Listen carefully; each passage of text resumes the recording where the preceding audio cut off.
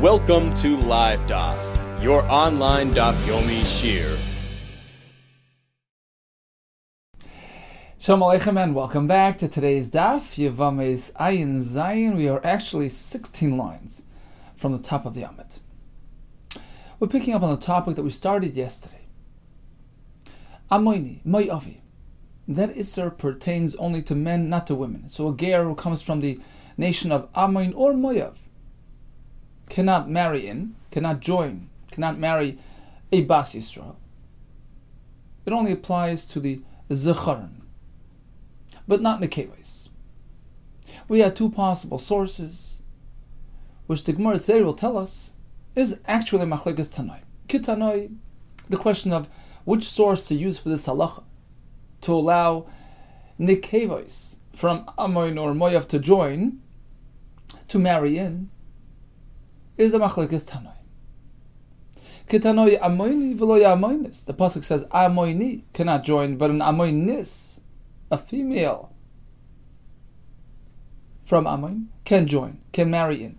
Moyavi is Aser, v'lo Moyavis. Divi Rabbi Yehuda, Rabbi Shimon Omer. It's based on another pasuk. Why can't they marry in? Al dvar asher lo yikidmu eschem belechem b'may. They didn't come greet you. They didn't look after you with bread and water when you were passing by, and only the men are taken to task. Darkei shel ish lekadim, but not a derech shel isha, to come lekadim and come greet the travelers. Dorash Rava, Maidichsiv. What does David HaMelech mean when he says pitachto lemoiseroi?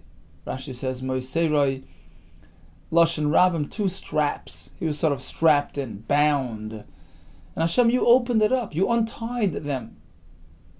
What are these two straps? Amar David Lifnei HaKadosh Baruch Ribono Shel Olam Shnei Moiseros Shehayu Alai. Those two straps that were on me, Pitachtam, you have unraveled them. I had two sort of barriers before me.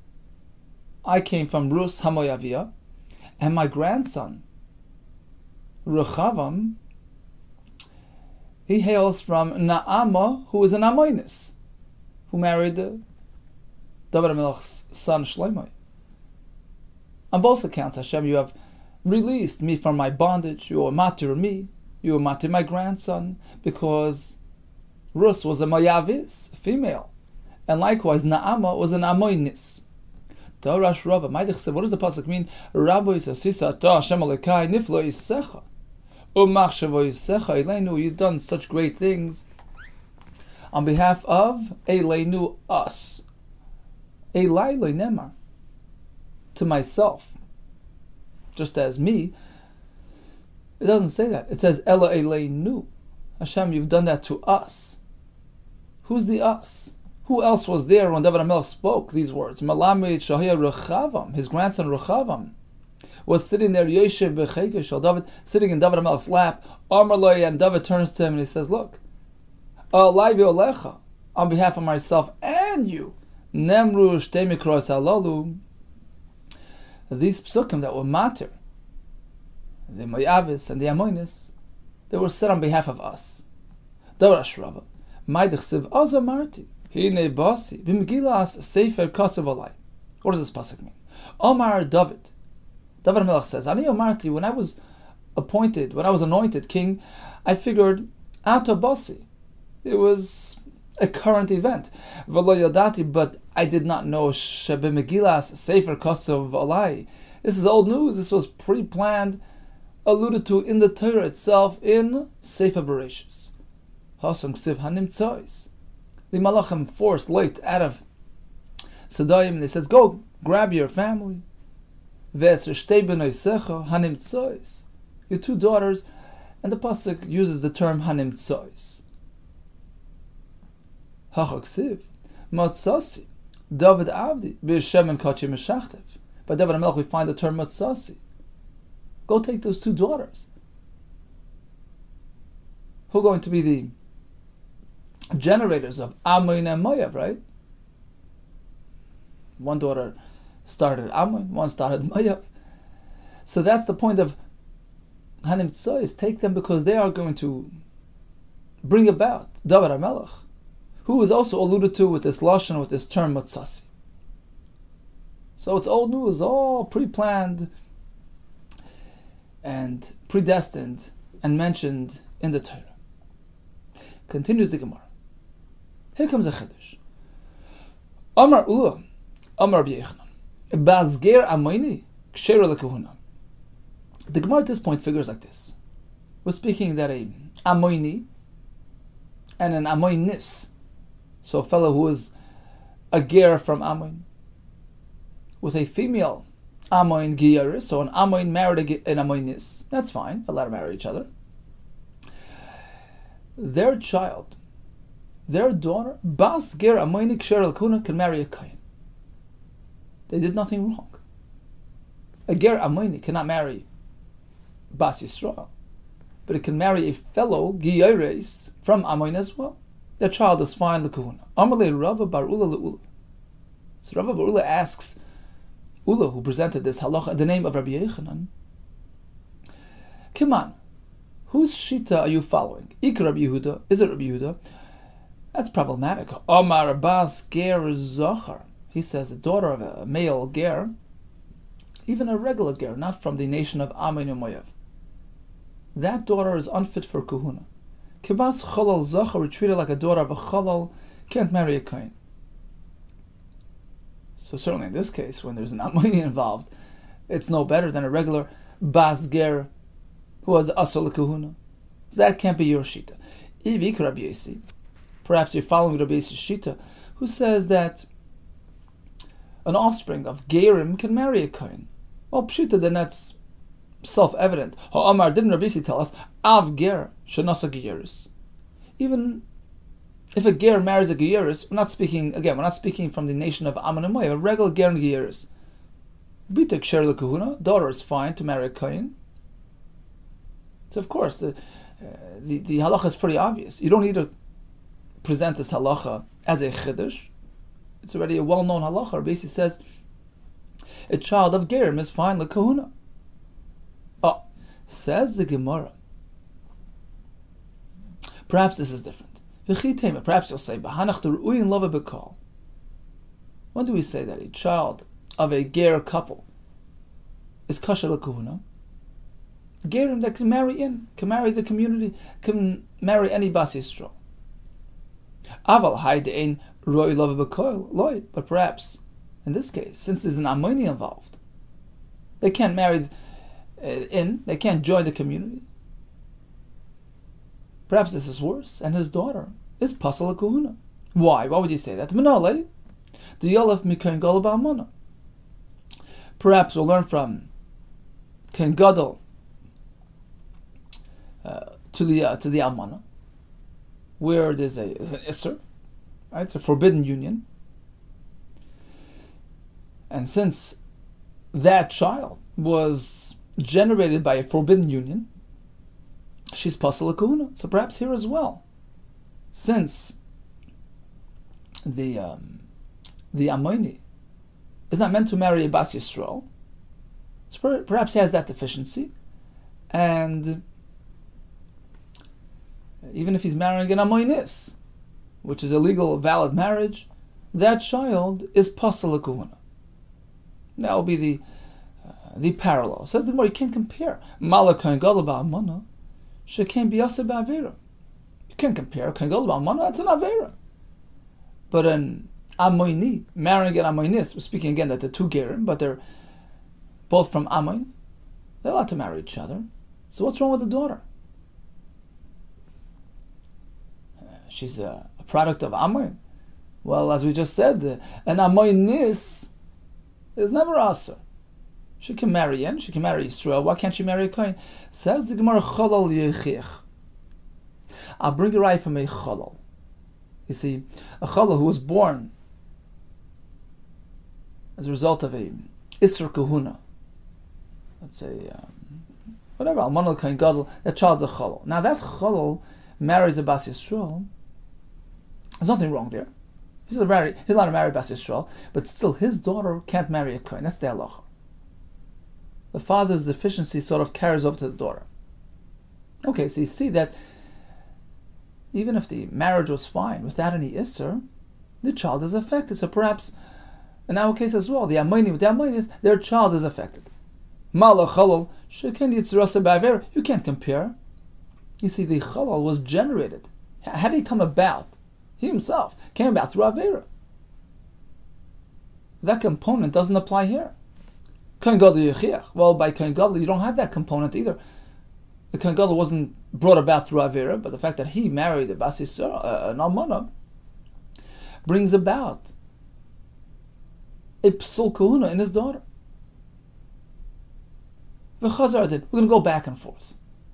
The element found in one is not found in the other. Meaning, if we are to compare the daughter of the Chalal and the daughter of the Alman Kohen Gadol, in each one of these two cases has an advantage, has a chumrah, has an element, has a component not found by the other. And the element of chumrah found in the second is not found in the first. Meaning, Chalal has an advantage, has an added reason to make psul because Yitzir Rasei Ba'aver, he was generated through Aver.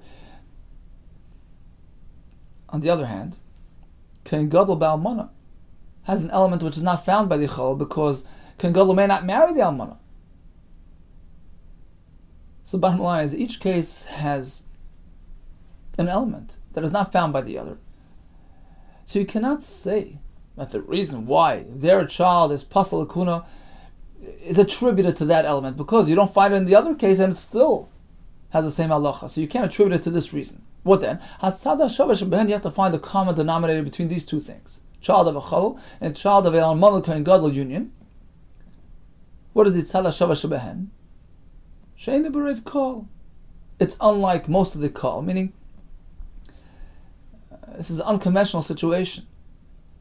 Kohen gadol with an almana is an inappropriate interaction. Chalal was generated through avera. There's something deficient in either one of these two cases. That's the common denominator. There's a deficiency. Ubita psula, and therefore the child is pasal akuna. Afkan, perhaps here as well by the amain, with the amainis. Although they're both gerim, they're allowed to marry, but it's she'ein berev kol. They carry deficiencies not found in most of the community. Right? He's an amaini. So perhaps in this case, we'll say ubita psula, their child is pasal akuna. Well, malat halav shavash behen, but take a look again. Take a close look at Chalal and Kohen Gadol Ba'almana, those two precedents. There's something found in those that is not found in this. Sheken yesh ben tzad avera. There's an element of avera there. Look, a Chalal was created through avera. Kohen Gadol marries an almana. That's an avera. What's wrong with a amayni marrying an amaynis?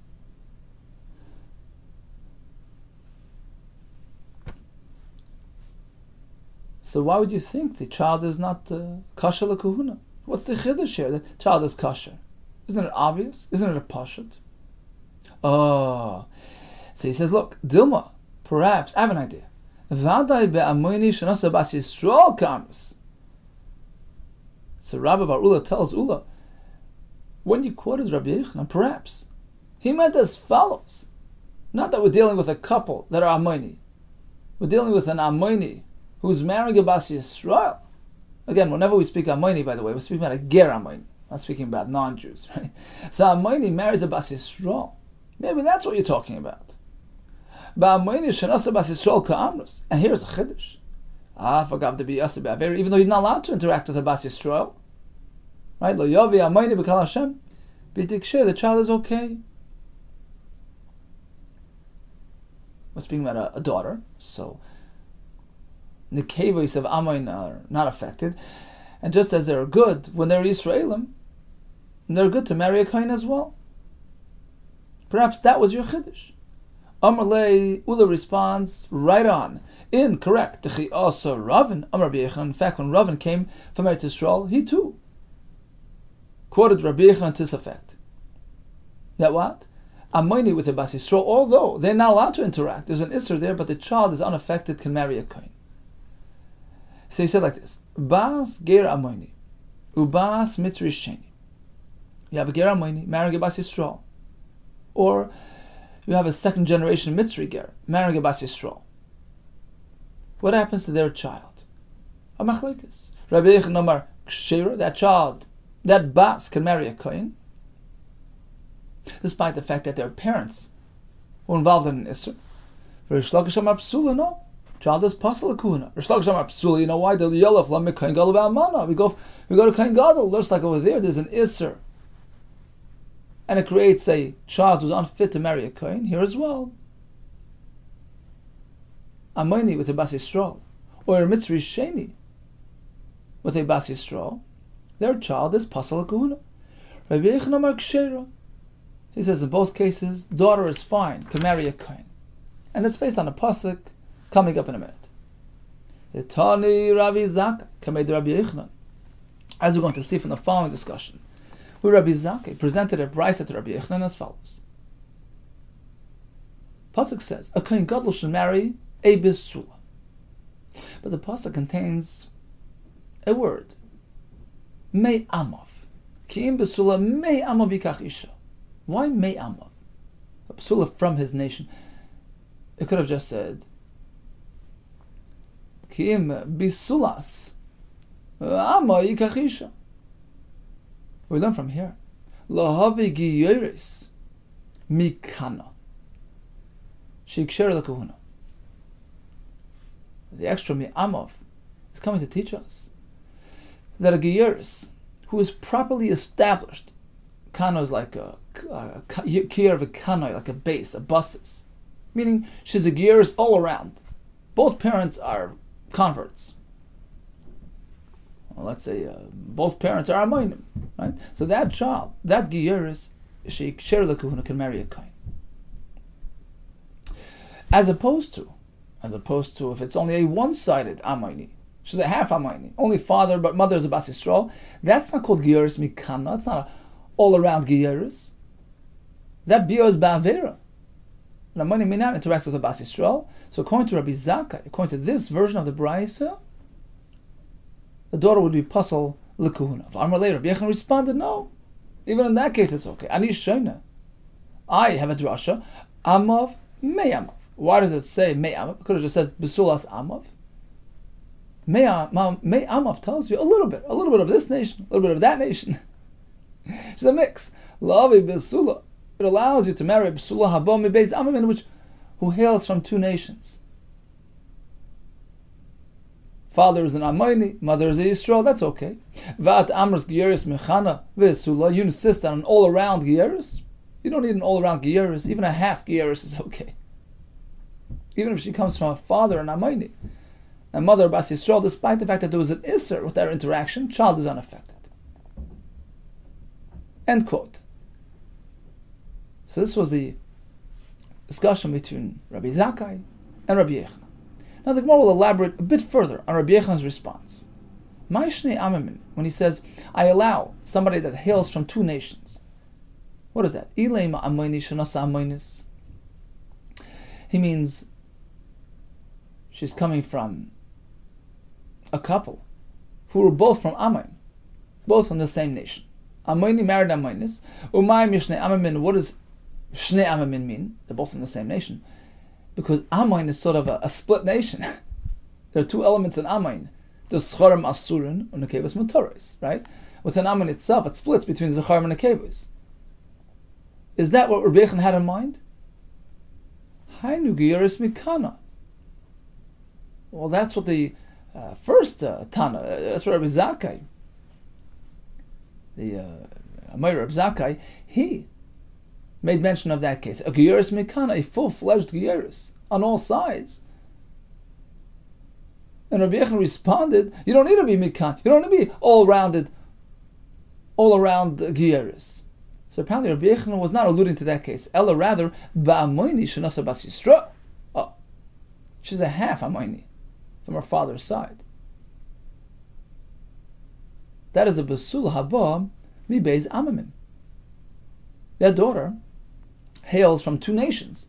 Father is an Amoini, mother is a Bas Yisrael. Still, Rabbi Yehuda says it's okay for that daughter to marry a kohen.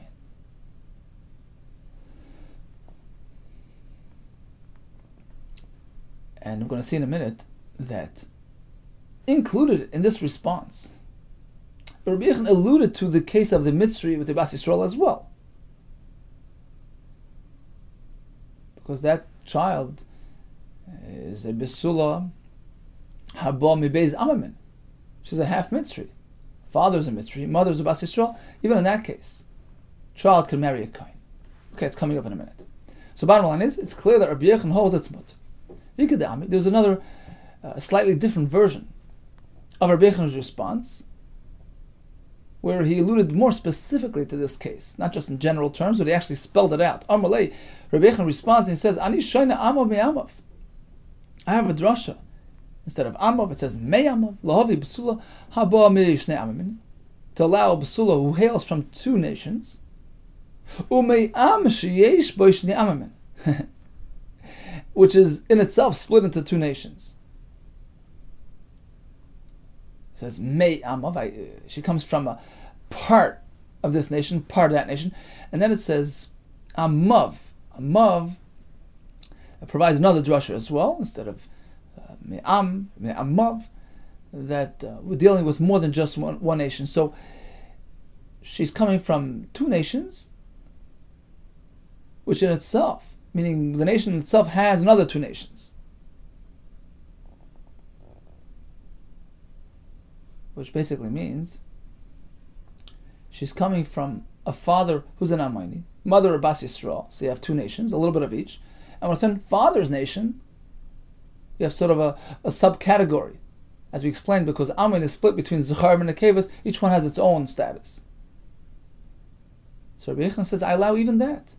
Even that kid can marry a Kohen, but Amras Geyeris Mikana V'Sulay, and you insist on an all-around comprehensive Geyeris with both parents Amaynim. Doesn't need to be that. Even if it's an Amayni with a Bas Yisrael, a child can marry a Kohen. So there's not much difference between the first and second Lashon, except that in the second Lashon, Rabbi Yehuda is clearly spelling out that he's referring to a Bas Yisrael who comes about from this mixed marriage, from the Amayni marrying the Bas Yisrael. Whereas in the first Lashon, he's a little bit more vague. He says, look, she's coming from two nations. She's a child of Shnei Amamin, which can include two cases. Father is one nation, mother is the other. It could be Amayni to Bas Yisrael or a Mitzri to Bas Yisrael. Right? It can cover both cases. In both cases, in either situation, child can marry a Kohen. But in the second Lashon, he spells it out. She's coming from two nations, which in itself has two nations. That is only referring to Amayn, which has that special characteristic. Ulach Lishna. So according to the second Lashon, how would we know that Bas Mitzri Sheni the Ksher Lakuna Manale? How do we know that if the father is a Mitzri Sheni? By the way, it has to be Mitzri Sheni because we're trying to be machshir the next generation. If he was a first generation Mitzri, there's no question that his child is asur even to marry Yisrael. He's a Mitzri Sheni. So the question is, his kid, which is a third generation, can marry a Yisrael. The question is regarding her status vis-a-vis a Kohen. So that's the Chiddush, that Bas Mitzri Sheni, the Ksher Lakun Minale. How does he know that? And Amud Aleph on the bottom, we mentioned both cases together. Father Namayni, mother Bas Yisrael, what happens to the daughter? Rabbi Yechon says, okay.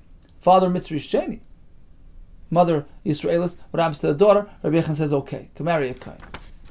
That second halacha is not clear in Rabbi Yechon's response, where he seemed to be referring specifically to the child of the Amayni. What about the Bas Mitzri Sheni? How does he know that? V'chitema, perhaps the Yol of Me'amayni Shenasa Bas Yisrael. We'll learn from the other case.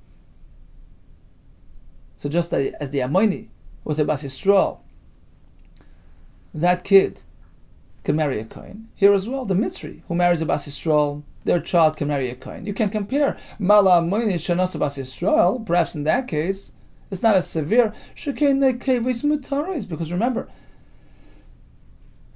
Amayn and Mayev have a special leniency. It doesn't affect the women.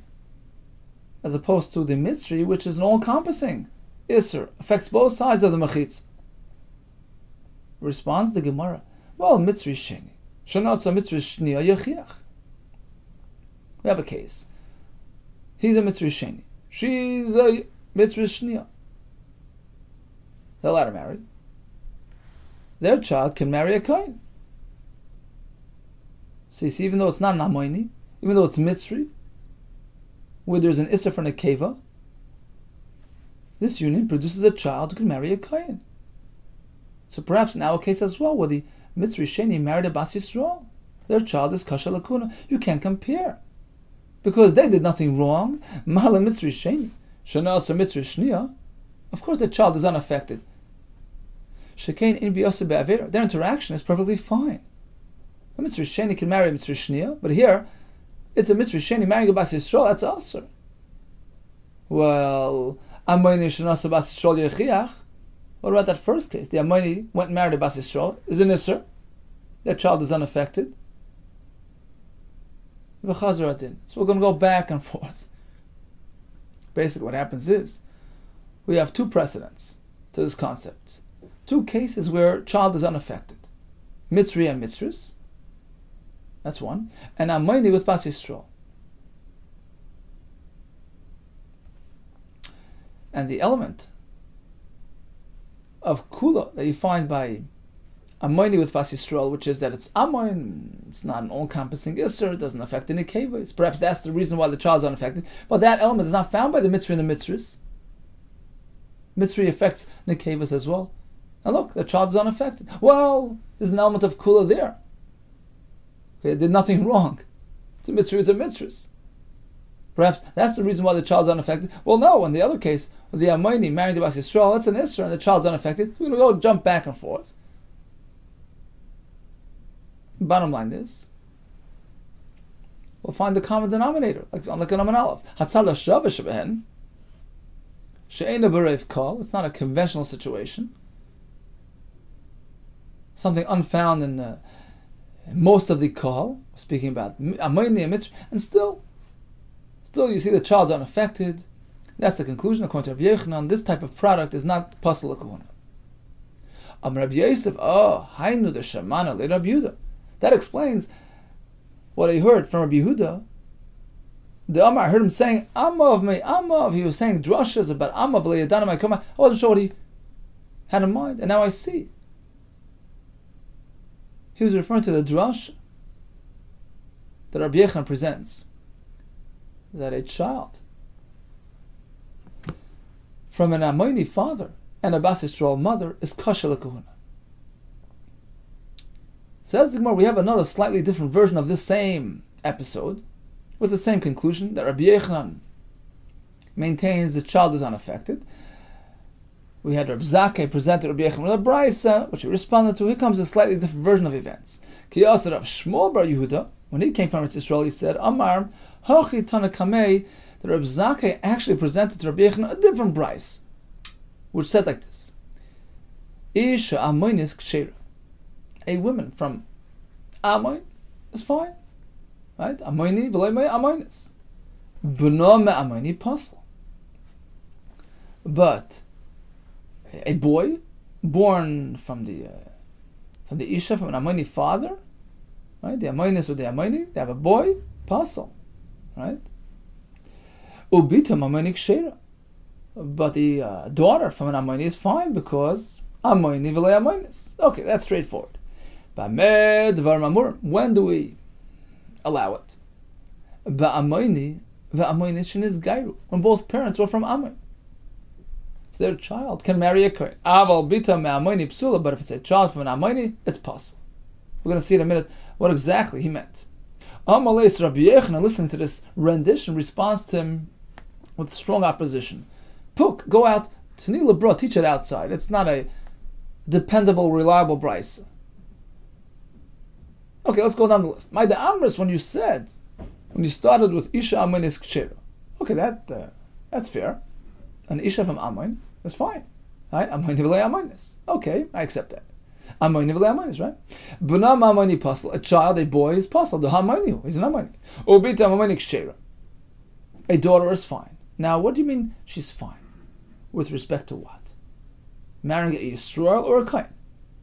Lamai, Ilay Malav would call to marry everybody. Of course, she's a female, Amoinis, unaffected. Amoinis v'le Amoinis, right? Hashta imak sher, if the mother is kosher, she's allowed to marry Yisrael. Himi goes without saying, the daughter is fine. She's a generation further down. Of course, why even mention it? Elo lekuhuna. What you meant is she can marry a Kain. And you explained yourself. You said, look, the daughter can marry a Kain only under very specific circumstances. When does this apply? When both parents were Amoinim. In which case their interaction was legal. There was no Isra involved. This daughter can marry a Kain. But if the Amoinis had a daughter from an Amoini, she's puzzle. Now, what do you mean? You just said she's kosher. First he said Bita Amoini is kshera, right? 2 lines ago. Bita Amoini kshera. Now drop 2 lines. Bita Amoini psula. It's mirror language, almost the same. Sounds like the same person. Here it's puzzle, here it's kosher. What do you mean? My Bita Amoini, her daughter from Amoini. What is that? Ilema Amoini shenas Amoinis. Both her parents are from Amoin. Hainu Giyeris Mikana. She's a full-fledged Giyeris from all sides. 100% Giyeris. Both father and mother are from Amoin. They were allowed to marry. The child is unaffected. Why would she be puzzled? Oh, so why are you saying Bita Amoini is psula? Apparently we're speaking when she's only halfway Amoini. Ella Amoini shenasa bas Yisrael. What happened was, father was Amoini, mother was a bas Yisrael. It was an Isser. Child is pasal kahuna. That's your opinion, right? Amrle, that's Rabbi Yehuda tells him, go out, Tani Lebra, teach it outside. It's incorrect. I have a pasuk which supports my shita. Even in this case, child is unaffected. Can marry a guy. Okay, let's do a quick summary of our sugya. The following daughters, akasha lekahuna. Okay, so you have gerim, regular gerim, unrelated to Amin and Moav. What happens there? Child of this type of marriage. Rabbi Yehuda says pasal lekahuna. Rabbi Yossi says kasha. Okay, it's straightforward. A child of a chalul, of course, is pasal lekahuna. Likewise, a child from a Kain Gadol ba'amana union, pasal lekahuna. A child whose both parents are from Amin. He's a ger Amoini. She's a Giyuris Amoinis. Child is fine. What about it's half and half? Amoini with a Bas Yisrael or a Mitzri Sheni with a Bas Yisrael? Here we have a machlekes. Rabbi Shlakish says no good. He compares it to the Amon l'Kain Gadol. Rabbi Yehuda says in both cases she can marry a Kain based on the drasha of Besula Me'amov, as we explained. Continues the Gemara. Mitzri va'adoymi einen asurin v'chulu. So when it comes to Ammon, comes to Moav, it's an Isra specific to Zecharim and not Nekevis, based on those 2 psukim we had before. What about by Mitzri va'adoymi? Their Isra only extends until 3 dairis. What about the Nekevis? Tanakama says it includes the Nekevis as well. They're also Asr. Rabbi Shimon says no, you can't say that. Look how the Chaymer. We had this in the Mishnah back on the Ayin Vav. Look, Ammon and Moav, whose Isser extends all the way down the line. Perpetual Isser. 10, 20 generations. It's Lo'ilam. Still, Torah is Mater Nekevis. Of course, by Mitzri v'Adomi, it's only a limited Isser until 3 days. Certainly the Nekevis should not be included. The Rabbanan respond, look, if it's a fact, we'll accept it. But if it's based on a Kal V'Chomer, we can respond to the Kal V'Chomer. Says the Gemara, my teshuva, how would they respond? Amar Rabba, Abrachana, Amar Rabbi Yechanan, Meshum Delikal Meme, you can just say, Arayis Yichichu. I can disprove the basis of your rationale from Arayis. Look, Shalai Asar Behen Elat Shleisha Deiris. How far down does Arayis go? 3 generations. Father can interact with his offspring and with their offspring. It's just 3 Deiris. And still, even though it's a limited Isser, Echad Zechar and Echad Nekevis, it includes everybody. Both sides of the Mechitza. Here as well. Mitzri v'adaimi. Sure, it's a limited isser, 3 deres, but it includes all. Responds the Gemara.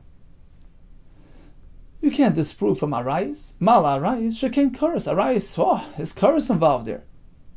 Person interacts with the Erev of this Karas, but Mitzri v'adaimi, there's no Karas. It's merely a lav. You can't compare. Well, then Mamzer Yechiach. Mamzer, marrying a Mamzer. There's no Karas. And still, it refers to Zecharim and Nekevus. Mamzer, Mamzeres both have the same equal Isser. Mala Mamzer Shekain Ein Roy Lev B'Kol. Can't bring a Rai from Mamzer. He's way off. He can't marry anybody within the community. It's an eternal Isser. Irrelevant of how far down you go. 10, 20, 100 generations, the Isser remains. How could you compare to Mitzri v'Adaimi, which is just a limited 3-generation Isser? Arayis Yechich. Let's go back to Arayis. The Erva can marry, right? One sister can't marry him, but can marry somebody else. Mutalava B'Kol. And still, it applies to Schar and Nekevus. So we're just going to go jump back and forth. The Chazar Din, we're going to go back and forth. Basically, this one has an advantage over the other one has an advantage over this one.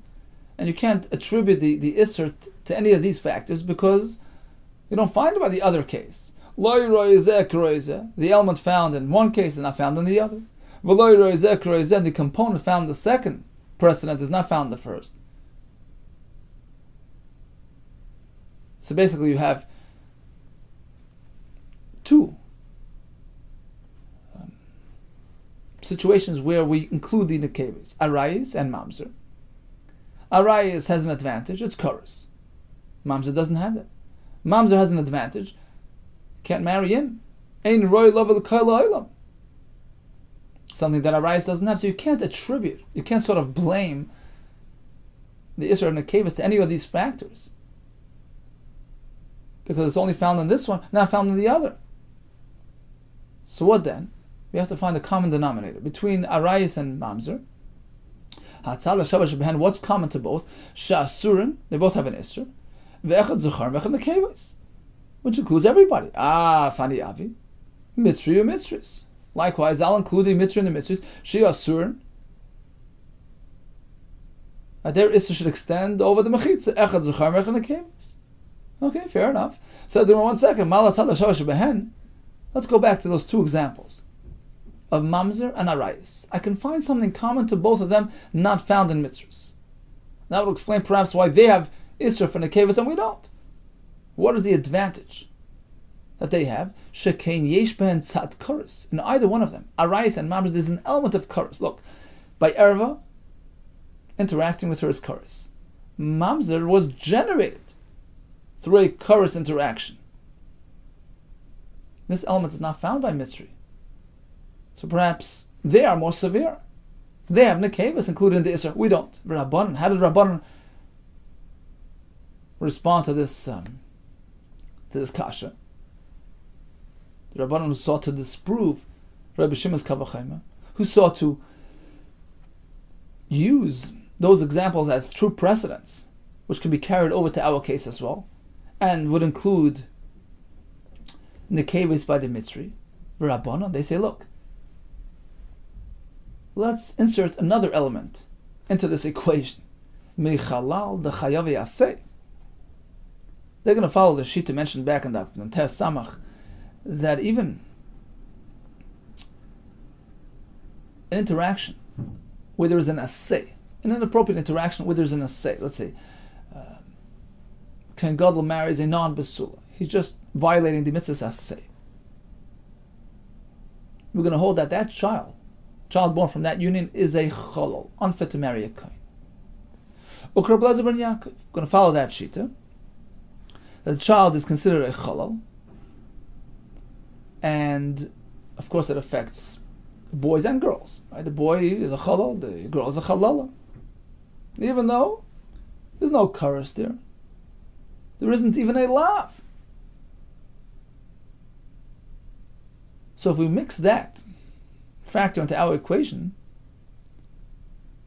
it's going to result in allowing us to apply Isser Nekevos by Mitzri as well. And Rashi explains.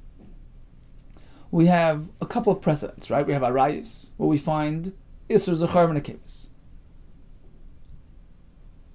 We have Chalal now, right? We put Chalal in, where we find an Isser by Zechar Nekevos.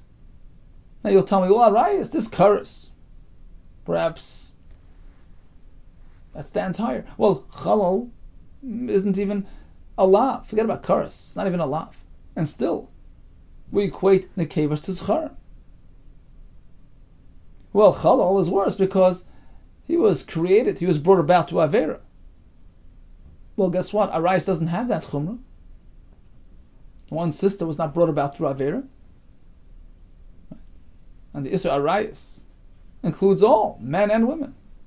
So we're just going to go back and forth, and we're just going to have to conclude that, look, we find that the Isser in both cases applies to Zechar and Nekevos. Likewise, in our case, by the Mitzris, by the Adoimi, it applies to Zechar and Nekevos. Says the Gemara, Umay loiki. This sounds like a pretty sound refutation. They pretty much knocked off his Kal V'chomer. Right? He came and he argued. He said, look, I have a Kal V'chomer to prove that Nitzir Adomi is only applicable to men and not to women. Right? Based on the Kal V'chomer, we find that it's a limited Isser. It's only up to 3 generations. It's even less than Namoini and Me'avis, which go on forever. Here it's limited. Of course, it only applies to men, not to women. Chacham say, what do you mean? Arayis is also limited. His children, his grandchildren, that's it. Past that, there's no Arayis. Bitay, Bas Bitay. And still it applies to men and women equally. Plus we have the Chalal from the Chayav Yaseh, which also supports that concept. So common to both. What's the Tzala Shava to Arayis and Chalal from Chayav Yaseh? And the Isra applies to men and women. Here as well. By the Mitzvah Adoimi, it's an all-encompassing Isra. Umay loiki. So what's your Shimon responding? No, it's incorrect. He meant to tell him as follows. Actually, I don't hold a Rabbi ben Yaakov's chiddush that could be a Chalal from merely a Chayav Yaseh. So interacting with an Isha in a manner which violates Mitzvah Say doesn't create a Chalal.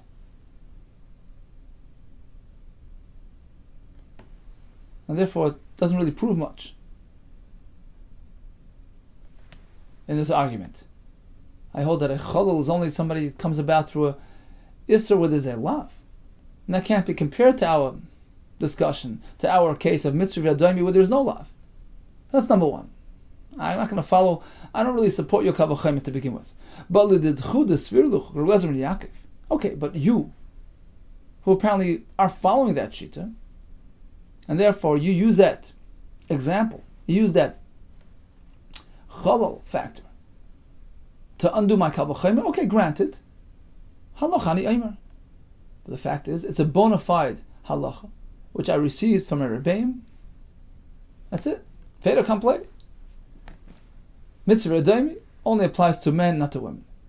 Tanya, Amalahan, Rabbi Shimon, in fact we have the same in a Brayse. Rabbi Shimon tells him, halachani aymer. It's a halacha that I accepted from previous generations. V'oid, on top of that, I have a right from a pasuk. Listen to this.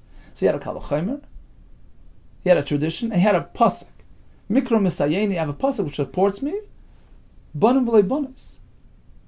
Pasuk says, by the Mitzri, by the Adomi, banim asher yivodu lahem. Der shalishi, yavol lahem b'kal Hashem. They're banim. After 3 generations are allowed in. The whole Isra only applies to banim, not to banis. Females are exempted. Tanur banim, banim v'lei banis. The Reb Shimon, in fact, that's his shita. Rabbi Yehuda, no. Let's focus on the word yivoldu, born. Anybody born. Hakas of Tolan Beleda. If not, the Rabbi Yehuda tells us that Leda is that key word, which indicates that the Isra applies to men and women equally. If not for that, he couldn't find his hand and feet in Beis Medrash, which means he would not be able to back up his words and support his position. What does that mean? Kivin Damar. You see, Rabbi Yehuda holds Kahal Gehirim Ikri Kol. He holds elsewhere that the Ger community is considered Kahal, which basically means that an Amoini, a Mayavi, a Mitzri, first and second generation, cannot marry a Kol. Kol includes Ger. They're part of the community. That's Rabbi Yehuda's shita. Now, that being the case, how can you ever get to a third generation Mitzri? It's impossible. Mitzri sheni b'mayitar. Let's work with the contention that the concept of Mitzri does not apply to women. Right? We're going on that angle. So Rabbi Yehuda would not include women in the Isra. He would go like the other Shita, that women Mitzrim are considered part of the community. They're not included in the Isra of Lo Yaveh Mitzri, right? So basically they're treated like everybody else, like all of Klal Yisrael. And a man Mitzri cannot marry a woman Mitzris. Again, we're speaking about Gerim, of course, right? So if that were so, you can never get to a third generation Mitzri, which the Torah refers to. The Torah says a third generation Mitzri, Ger can join. How do you ever get to number 3? How can you get past 1? The first generation Mitzri has no one to marry. A fellow Gieris Mitzris, well, she's off limits to him. She's not included in the prohibition, if we follow that approach. So Mitzri Sheni b'mayitar. How can a Mitzri Sheni ever cleanse himself, so to speak? How can he ever get to the next level? Oh, but now that Rabbi Yehuda tells us, HaKosov Tolan Beleda, which means any child born from a Mitzris is included in the Isser. Basically what he's saying is that women are also included in the Isser. So a Giyei Res, a woman Ger, Mitzri, is not really part of the community yet. So the Mitzri can marry the Mitzris. They can both convert and marry each other. Have a child. Then those children can marry each other, so to speak. The second generation can marry each other. And have a third generation Mitzri who can join the crowd. So now it's good. Says the Gemara, what do you mean? What's the problem? Even if the Mitzris is not included in the Isser, and the Mitzri should not be marrying the Mitzris, how do you ever get past Mitzri Sheni? I'll tell you. Dilma di avar v'nasa. Maybe he did it. He did it ba'avera. He wasn't allowed to, but it happened. That's how you get to a dar shalishi. Well, di'i loik sif kra. Di'i. But the Eved like that in Isra, Torah would not discuss. What do you mean? Hari Mamzer. Mamzer is the prime example of di'i, after the fact of Isra. The Kasri Kra, the Torah discusses it. Well, yeah, di'i li Isura kasav. A case of di'i pertaining to Isra, Torah has to tell you, look, this is Asr. But di'i, a case of after doing an Isra, lehetera, which is just trying to be materit, to instruct that heter, to speak about a heter after doing an Isra, like kasav, Torah would not discuss. No, hari masagru shasei, di'i lehetera v'kasvei. Pasuk speaks about one who remarries his divorcee after her remarrying somebody else. Torah says, look, you're not allowed to do it. If done, it's very inappropriate. He toyeva, right? But the children are not affected. We're speaking about after the fact, after Issa was done, but the children are okay. So we're speaking about a positive angle of something which is after an Issa. So the Gemara, no, Hasa mishum ikar isuruhu de kasve. The main point over there is to speak about the Isser. Don't marry her, remarry her. It's tayeva, it's a domination, it's inappropriate. Okay, once we mention that, so we throw in the other fact that the kids are not affected, but that's not the main focal point of that discussion. Whereas over here, the pasuk says, look, third generation Mitzri can enter the fold, can marry in. So that could only be brought about through a Isser. Torah will not discuss it. Apparently, there is a heter way of doing it, and the way it would work is that the Mitzri Rishon married a Mitzvah Rishona, who's not yet considered part of the community, because Rabbi Yehuda says the concept of mitzri applies to men and women equally. So at that point they can marry each other, etc., till you get down to the third generation, and then he's fully cleansed and can enter Kahal Hashem.